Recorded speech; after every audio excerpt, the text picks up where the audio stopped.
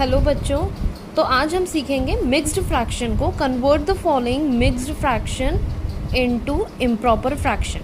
Mixed fraction को improper fraction में कैसे कन्वर्ट करते हैं आज हम सीखते हैं। ठीक है, हमें मिक्स्ड फ्रैक्शन को इम्प्रॉपर में करना है, तो हमें मिक्स्ड फ्रैक्शन दिया हुआ होगा उसको हमें इम्प्रॉपर में करना है। ठीक है, अब हम इसको कन्वर्ट कैसे करेंगे, हमें क्या करना होता है, ये जो दो नंबर होते हैं इनकी मल्टीप्लिकेशन करनी होती है और इनको मल्टीप्लाई करके जो आंसर आता है उसमें ऊपर वाला नंबर हमें ऐड कर देना होता है। ठीक है, जैसे यहाँ पे हमने इन दोनों की मल्टीप्लाई करी तो 3 × 7 हमने करा।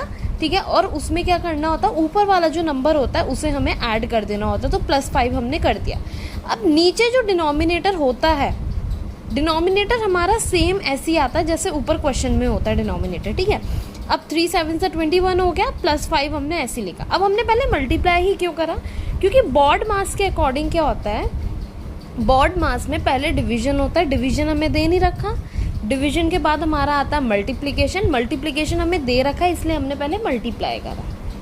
ठीक है, तो मल्टीप्लाई करने के बाद 3 × 7 = 21 और +5 हमने ऐसे ही लिखा है, अपॉन में सेम 7 ऐसे ही आएगा, जो डिनोमिनेटर में नीचे होता है वो ऐसे ही आता है। फिर हमने 21 में 5 ऐड करा, दैट इज 26/7, तो ये हो गया हमारा आंसर। हमने मिक्स्ड फ्रैक्शन को इम्प्रॉपर में कन्वर्ट कर दिया। ठीक है, सेकेंड पार्ट हमें दे रखा है 8 3/5 दे रखा है, मतलब पहले हम 8 और 5 की मल्टीप्लिकेशन करेंगे और जो आंसर आएगा उसमें 3 ऐड कर देंगे। ठीक है, सो 8 × 5, ठीक है, और उसमें 3 ऐड कर दिया और डिनोमिनेटर में जो नंबर होता है वो हम ऐसे ही लिखते हैं। सो 8 × 5 = 40 एंड उसमें हमने 3 ऐड करा, अपॉन डिनोमिनेटर ऐसे ही आएगा 5, सो 40 + 3 दैट इज 43/5। ठीक है, अब थर्ड पार्ट देखते हैं। 4 7/9 हमें दे रखा है। ठीक है, हमें क्या करना है, पहले इन दोनों की मल्टीप्लिकेशन करनी होती है और जो मल्टीप्लाई करके आंसर आता है उसमें ऊपर वाला नंबर ऐड कर देना होता है। सो 4 × 9 एंड +7, और डिनोमिनेटर में जो नीचे नंबर होता है वही सेम नंबर यहाँ लिखा जाता है।